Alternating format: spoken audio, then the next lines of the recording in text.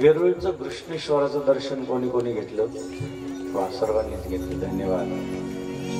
कृष्णेश्वर नाव का पडलं नाही माहिती ना? कृष्णेश्वर वेरूळचं एका ठिकाणी एक ना खूप खातड होतं, जरा लई लई खायचं. ते सकाळपासून बसलं तर संध्याकाळपर्यंत खातच राहायचं. ते घरचे कटळून गेले त्याला. हे म्हणे जाय घरी, घरातून निघून. ते म्हणे कुठं जाऊ? म्हणे जाय राघववीर बाबाच्या आश्रमात पंक्ती चालू.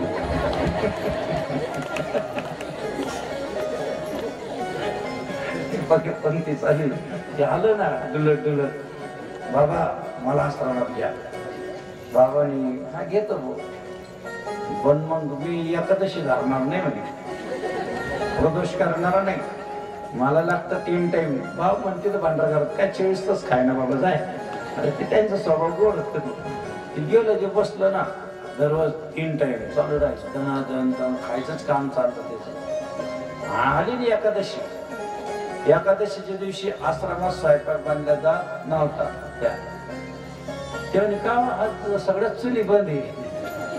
भूक लागली ना, आज चुली बंद. ते महाराज म्हणे आज आमच्याकडे एकादशी अन्नाचं नाव काढायचं नाही. ते म्हणजे अन्नाचं नाव काढायचं नाही, मी निघालो, मला इथं राहायचं नाही. त्याने असं नको करू. आता ते महाराज लय गरीब होते. हे इकडे ये म्हणे, तुला खायचंच आहे ना, जाय तिकडं गंगेच्या तीरावर जाय आणि हे थोडे पीठ घे एवढं, त्याची मस्तपैकी 1-2 टिक्कर कर, थोडी भाजी करू, परंतु तू खाय. आणि खायच्या अगोदर आहे ना प्रभूला नैवेद्य दाखवल्याशिवाय खायचं नाही. नियम आहे ना तो, देवाला दाखवल्याशिवाय खायचं. बोट घालून उष्ट करायचं, कारण कोणाला दाखवायचं आहे नैवेद्य? देवाला दाखवायचं, बरोबर आहे का नाही? अहो ते गेलं ना घेऊन. आता ते गुरुचं ऐकत होतं, ते थोडस गुरुचं ऐकायलाच पाहिजे ना. ते गेलं मस्तपैकी टिक्कर बनवल्या त्यांनी.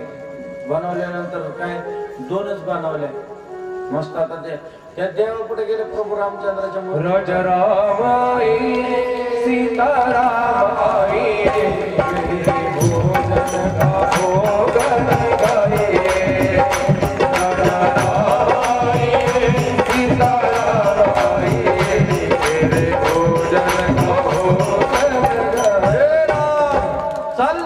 त्याला देवाची ओळखच नव्हती. लवकर बोलू, माझ्या गुरुने सांगितलं तुला जेवल्याशिवाय मला जेवता येत नाही, लवकर भूक लागली, ये लवकर पटकन. आता त्याला काय माहिती, गुरुने फक्त सांगितलं तर दाखवायचं, जीव घालायला निघाला. ये लवकर देवा भूक लागली म्हणता म्हणता ते काही यायलाच तयार. डोकं फोडून टाकेल तुझ्याकडे, येतो का नाही, मला भूक लागली. प्रभू रामचंद्राला वाटले कुठून आलं भगवंत. आले तर आले, सीतामाईला घेऊन आले, याचं डोकंच फिरलं. अहो माझ्या गुरुनी एक सांगितलं, तुम्ही दोघं कशाला आले? 2च बनवले. रडायला लागलं ते, फक्त 2 बनवल्या, ते रडलं बोट. देवानी त्याला हात लावला. आता काय सीतामाई भगवंत राहते, भगवंत सीतामाईकडे पाहतात. सांगितलं एक तू खाई आम्हाला ते. त्याला बरे बरे. अहो दुसऱ्या एकादशीला तेव्हा गुरुदेव तुम्ही प्रभूचं नैवेद्य दाखवलं, तर तू एक सांगतो ते 2-2 येत्या पीठ दे. गुरुला वाटलं हे खूप खालाडे, याला जास्त लागत, त्याच्यामुळे त्याने पीठ जास्त दिले. एवढं मोठा एक नाही, एवढे पीठ दिले, एवढं जाईल. त्याने काय केलं, आता 2-3 टाकूनच घेऊ म्हणे. आता काही हे 2-2 येते म्हणे, काय सांगा.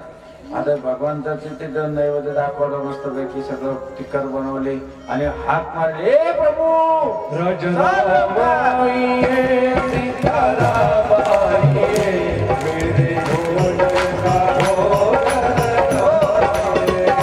असं म्हणलं. आणि प्रभू रामचंद्र, राम लक्ष्मण आणि भरत 4 जण आले. याच गेलं डोकं उठून. हे काय डोक्याला ताणे म्हणजे माझ्या. 2 सांगितले का 4 येत्या. आता एवढ्यांदा जेवा म्हणजे काय हरकत नाही. गेले गुरुदेव आणि काय, अहो तुम्ही 2 सांगितले का 4 येत्या, अजून पीठ वाढवा, पोळ्या वाढवा, पोळ्या. आलं का लक्षात? वाटल्या ना पोळ्या आता देव येते देव साक्षात तुम्ही जे पोळ्या बनवतात आणतात ना तिथं ज्या ठिकाणी यज्ञ चालतात त्या ठिकाणी देव जेवतात. लक्षात राहून प्रत्यक्ष येतातच देव जेवायला. कोणाच्या रूपातून येऊन पाहतात ते मला वेळ नाही तिकडे जायला त्या बाजूला, परंतु तुम्हाला सांगतो की साक्षात सगळे देव येऊन बसेल राहते यज्ञाच्या ठिकाणी जेवायला. म्हणून तुम्ही सांगितलं तरी बरोबर टिकर. आता काय केलं त्याने पीठ घेऊन गेला, उशीर होत ते म्हणे काय केलं आता बनवलंच नाही आणि लगेच देवायला म्हणे राजा रामाई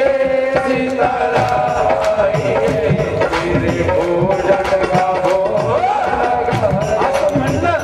देव प्रगट झाला. त्या साईला कुठं नाही होते दररोज वेळेस बनायला रिकाम आहे का तो मला बनवायचंय म्हणून मी काहीच बनवलं नाही म्हणजे. ही सीतामाई काय नाही म्हणे. सीतामाई पाहतच राहिली प्रभू आता आपल्यावर वेळ बनवायची. पीठ दिलं बनव माई. आई गेली भाटर करा लागली थापायला. ते सुगंध भाजीचा आला वरती देवाला ते 33 कोटी देव खाली. कारण अन्नपूर्ण बनायला लागल्यावर काय होणार. या सगळ्या अन्नपूर्णात जर स्वयंपाक बनायला लागले तर पब्लिक येणार आणि त्याच्यात कोणते देव येऊन बसतील सांगता येणार नाही. म्हणून पीठ वाढवा.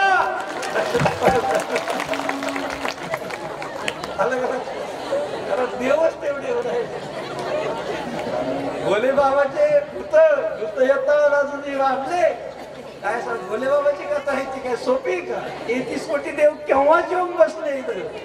हा आपल्याला कळालेच नाही. आता ते लक्षात बसली. सीतामाई स्वयंपाक करायला लागली. सीतामाई टिक्कर बनायला लागली. मला वाटलं रडायला लागली. परत ही सगळीच आली खाली.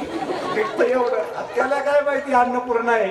या सगळ्या अन्नपूर्ण या काय कमी पडू देणार आहे त्याला बनवलं. सीतामाई सांगितलं पहिली माप द्या पोळी. अहो म्हणे लक्ष्मणजी जा तुम्ही पत्तर वळे वाढा. हनुमानजी तुम्ही काय करा जा थोडेसे लाकडं वगैरे घेऊन या. आणि रामजी तुम्ही जास्त काही काम करू नका तुम्ही बसा. सगळे पंगत वाढली. पंक्तीले सगळ्यात पुढे बसले आणि बसल्यानंतर त्याला गुरुची आठवण आली. बघा आता पाहिजे खास ऐकण्यासारखं आहे. त्याला वाटलं अरे दरवेळेस स्वतः प्रभू येतात. आपण आपल्या गुरुला सांगितलंच नाही थांबा जेवायला नको बसू म्हणजे माझ्या गुरुला बोलून आणून दे. त्या गुरुला बोल गुरुदेव तुम्ही म्हणताना दरवेळेस पीठ वाढवतो आज सगळे चाललेले चला पळायला लवकर. गुरुदेव आले आणि हे बोलताय राम घ्यान जेवण. सीतामाई बसनपत्र ही देवाशी बोलतात. गुरु म्हणते मला दिसत नाही. लक्षात कोणाशी बोलतोय तू म्हणे ही काय रामाशी बोलतोय. ही सीतामाई दिसत मला नाही दिसत नाही. देवा मला तुम्ही दिसतात माझ्या गुरुला का बरं दिसत नाही. रडायला लागलं परत. माझ्या गुरुला दिसना. अरे देव म्हणे तू जेवढा स्वच्छ आहे तेवढा स्वच्छ आहे तेवढा तुझा गुरु स्वच्छ नाही. त्याच्यामुळे मी त्याला दिसणार नाही. नाही म्हणे असं नका मी तुझे साष्टांग दंडवत करतो. आता ते पण तिथं आलेले. मग गुरुदेवाने तो भगवान प्रभू रामचंद्रांनी पडदा काढवला तर प्रत्यक्ष गुरुला सुद्धा देव भेटावला. हा शिष्य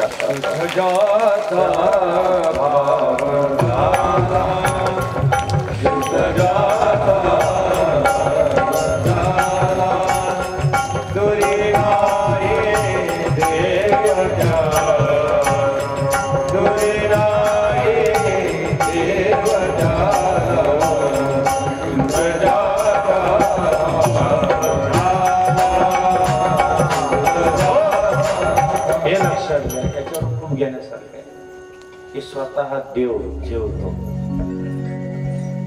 प्रत्यक्ष जेवतो. इथे येऊन देव जेवतो. म्हणून ज्या भगवान कृष्णेश्वराचं ज्योतिर्लिंगाचं नाव ऐकून घ्या. आज प्रत्येकाने आपल्या लक्षात राहू द्या.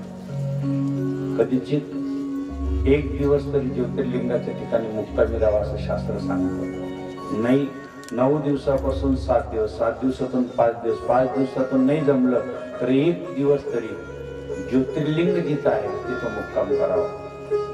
नक्की असं शास्त्र सांगताय. परंतु आपल्याला नसेल तिथं वेळ मिळाला तर आज गोपेश्वराजवळ जरी तुम्ही एक मुक्काम केला तरी ज्योतिर्लिंगाचं पुण्य या ठिकाणी. कारण मी पाहत राहिलो बाबा इतकं शिवलिंग भारी आलेलं आहे. डोळ्याचे पार न फिटले बाबा आमचे आहे. खरंच अख्ख्या तुमच्या तालुक्यात नसेल, कुठंच नसेल जिल्ह्यात असं शिवलिंग तुमचं गोपेश्वराची आलं. त्यावेळी त्यानंतर अक्षरशः डोळे भरून पाहत होतो मी, अर्धा तास पाहत होतो.